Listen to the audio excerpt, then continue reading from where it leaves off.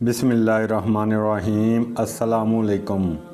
اگر آپ بھی بے تحاشا دولت سنبھال سکتے ہو تو پھر کسی بھی نماز کے بعد مکمل سورہ کوثر سینے پر دائیں جانب ہاتھ رکھ کر پڑھ لیں تو انشاءاللہ اللہ ذاتی مکان، گاڑی اور کاروبار اور بے تحاشا دولت عطا فرمائے گا۔ محترم ناظرین اور سامعین کرام، آج کا یہ قیمتی وظیفہ جو ابھی آپ کو بتانے جا رہا ہوں، اس وظیفے کی اتنی برکات ہیں کہ انشاءاللہ غیب سے آپ کے بگڑے کام سنورتے ہی جائیں گے۔ اگر آپ کا بھی دولت کا مسئلہ ہے، گھر میں لڑائی جھگڑے کا مسئلہ چل رہا ہے، یا گھر میں تنگ دستی ہے، محتاجی ہے، یا گھر میں بھائیوں کی لڑائی ہے، یا پھر ساس اور نند کے ساتھ لڑائی جھگڑے بہت زیادہ ہیں، اگر آپ سچ پر ہیں پھر بھی کوئی بات نہیں مانتا، یا آپ بھی سمجھا کر تھک گئے ہیں لیکن پھر بھی کوئی بات نہیں سنتا، یا کاروبار تو ہے لیکن اس میں برکت نہیں، یا منافع تو بہت ہیں پیسوں کا پتہ ہی نہیں چلتا کہاں چلے گئے، یا کاروبار چل ہی نہیں رہا، بس یہ ایک وظیفہ کر لیں، روپے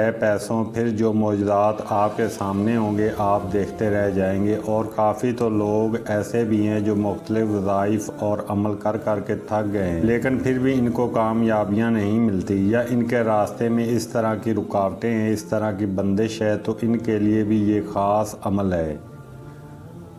آپ بھی آج ہی اس وظیفے کو کر لیں تو انشاءاللہ اللہ پاک ایسا معجزہ فرمائیں گے، اللہ پاک ایسا کرم فرمائیں گے کہ آپ کی تمام مشکلات، تمام پریشانیاں اور تمام تکلیفیں ختم ہو جائیں گی۔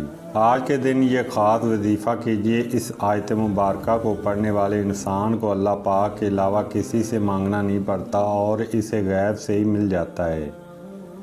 آج میں آپ سب کو جنت کا خزانہ بتا رہا ہوں۔ لا حول ولا قوت الا باللہ، یہ جنت کا خزانہ ہے۔ اس کو کتنی تعداد میں پڑھنا ہے اور کس وقت پڑھنا ہے، سب سے بڑی بات کہ وظیفہ تو آپ نے کر لیا، اب اس وظیفے کو پڑھنے سے کیا کیا فوائد آپ کو ملیں گے، انشاءاللہ آج کی اس ویڈیو میں ہم آپ کو اس کے متعلق سب کچھ بتائیں گے۔ اب آپ نے اس سورہ کوثر کو کیسے پڑھنا اور کس ترتیب سے پڑھنا ہے، کتنی تعداد میں پڑھنا ہے، آپ سب یہ وظیفہ کار اچھی طرح سے سمجھ لیں، کیونکہ جب تک آپ کو وظیفے کے طریقہ کار کا نہیں پتہ ہوگا پھر کوئی بھی وظیفہ یا عمل بالکل بھی اثر نہیں کرے گا۔ ان کے کرنے میں کچھ خاص احتیاط ہوتی ہیں۔ سب سے پہلے یہ کہ کسی وقت آپ نے اس عمل کو کرنا ہے۔ دیکھیے، آپ فجر، ظہر، عصر، مغرب، عشاء، تہجد، چاشت یا پھر اشراق، فرض کسی بھی نماز کے بعد کر سکتے ہو۔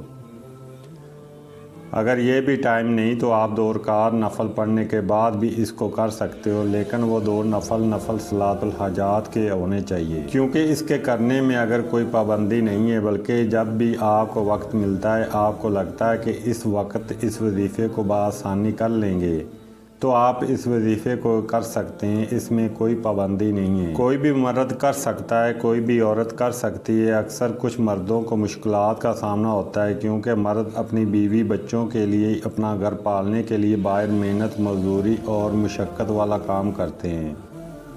کوئی نوکری پیشہ ہے اور کوئی کھیتوں میں کام، مشکلات صرف مردوں کو ہی نہیں ہوتی بلکہ اس طرح کچھ عورتوں کو بھی بہت سے مسائل ہوتے ہیں، لیکن وہ پھر بھی اس عمل کو کر سکتی ہیں، اور میرا مشورہ تو میری بہنوں کے لیے یہی ہے کہ وہ تو لازمی کریں تاکہ آپ کی زندگیوں میں بھی آسانیاں آ جائیں۔ اللہ کرے کہ آپ کا دامن بھی خوشیوں سے بھر جائے۔ جو بھی آپ کے مسئلے مسائل رکھ کر یہ پڑھو گے، یہ عمل کرو گے تو آپ کے مسئلے حل ہو جائیں گے انشاءاللہ۔ اس وظیفے کی برکت اللہ پاک آپ پر خصوصی رحمت کریں گے، لیکن شرط صرف اس کی یہ ہے کہ یہ وظیفہ صرف کسی بھی نماز کے بعد کیا جا سکتا ہے۔ اگر آپ نماز کے بغیر اس کو کریں گے تو یہ وظیفہ بالکل بھی اثر نہیں کرے گا۔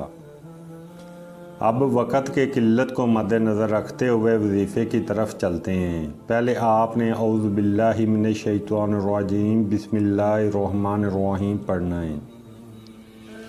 یہ وظیفے کا لازمی حصہ ہے اور اسے آپ نے 3 بار لازمی پڑھنا ہے۔ اس کے بعد آپ نے درود شریف پڑھنا ہے۔ اللہم صلی علی محمد وعلی آل محمد کما صلیت علی ابراہیم وعلی آل ابراہیم انک حمید مجید۔ اللہم بارک علی محمد وعلی آل محمد کما بارکت علی ابراہیم وعلی آل ابراہیم انک حمید مجید۔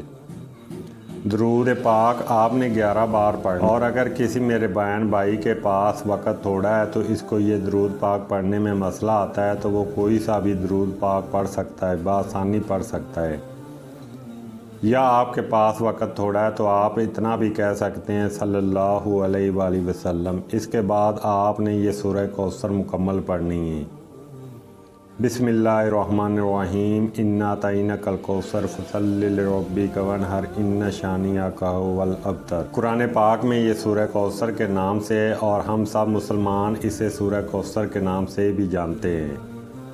اس سورہ کوثر کو آپ نے کب پڑھنا ہے اور کیسے پڑھنا ہے، کتنی بار پڑھنا ہے، آپ کو یہ سب طریقہ میں آج بتاؤں گا انشاءاللہ۔ جب آپ اس وظیفے کو کریں گے تو سب پریشانیاں آپ کے اوپر سے میرے اللہ کے کرم سے دور ہو جائیں گی۔ اللہ پاک ہمیں یہ آگاہ بھی کر رہے ہیں جس کا مفہوم ہے کہ ہم غمگین اور اداس نہ ہوں، کیونکہ ہر مصیبت کے بعد آسانی ہوتی ہے۔ لہذا اگر کوئی اللہ تعالیٰ کے دین پر ایمان رکھتا ہے اور مستقل قائم رہتا ہے اور اللہ تعالیٰ کے وعدوں پر کامل بھروسہ رکھتا ہے، اللہ تعالیٰ کے کلام اور رسول اللہ صلی اللہ علیہ وآلہ وسلم کی باتوں پر عمل یقین رکھتا ہے، تو انشاءاللہ وہ مصیبت کے بعد آسانی ضرور دیکھے گا اور اس کی زندگی میں تنگی، مصیبت اور پریشانی کے بعد خوشحالی ضرور آئے گی۔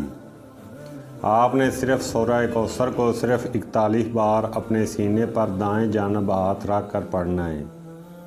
اچھی طرح پڑھنا ہے، مکمل توجہ اور کامل یقین کے ساتھ پڑھنا ہے، اور جب آپ اس کو پڑھیں گے تو آپ کا ذہن میں صرف اور صرف آپ کے مقصد ہی ہونے چاہیے، جو بھی آپ کے لیے مشکلات بنی ہوئی ہیں، جو بھی آپ کی صرف نیک اور جائز حاجتیں ہوں، آپ یقیناً ان کو حل کی نیت سے یہ وظیفہ کریں گے۔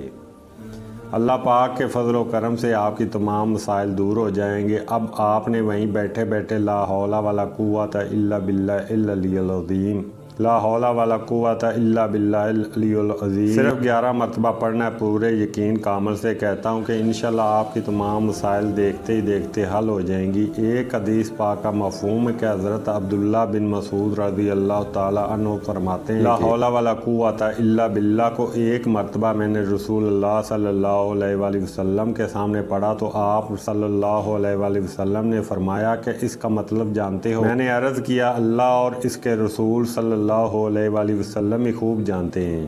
پھر آپ صلی اللہ علیہ وآلہ وسلم نے خود ہی ارشاد فرمایا کہ اس کا مطلب یہ ہے کہ نہیں ہے کسی قسم کی قوت اور طاقت ہے مگر اللہ کی مدد، یعنی اس کا مفہوم یہ ہے میں اللہ کی مدد اور نصرت کے بغیر کوئی کام بھی کرنے کی طاقت، ہمت اور قوت نہیں رکھتا ہوں۔ اور فرمایا جو بندہ ہر وقت استغفار کرتا ہے اور اللہ اس کے ہر مشکل آسان کر دیتا ہے اور ہر غم دور کر دیتا ہے اور ایسی جگہ سے اسے روزی دیتا ہے کہ جہاں سے اس کا گمان بھی نہیں ہوتا۔ اس کی آپ نے 100 دانوں کی 2 تسبیح کرنی ہے، یعنی یہ تعداد آپ نے 200 تک پڑھنی ہے۔ پھر آپ نے استغفار پڑھنا ہے، یہ 33 مرتبہ پڑھنا ہے۔ ایک مرتبہ میرے ساتھ بھی دوہرا لیں، استغفر اللہ العظیم الذی لا الہ الا الحی القیوم واتوب الیہ۔ اس کے بعد آپ نے دعا کرنی ہے یا رب کریم، یا اللہ آپ کو اپنی شان کریمی کا واسطہ ہم گناہ گاروں پر اپنے گھر کے دروازے بند نہ کرنا۔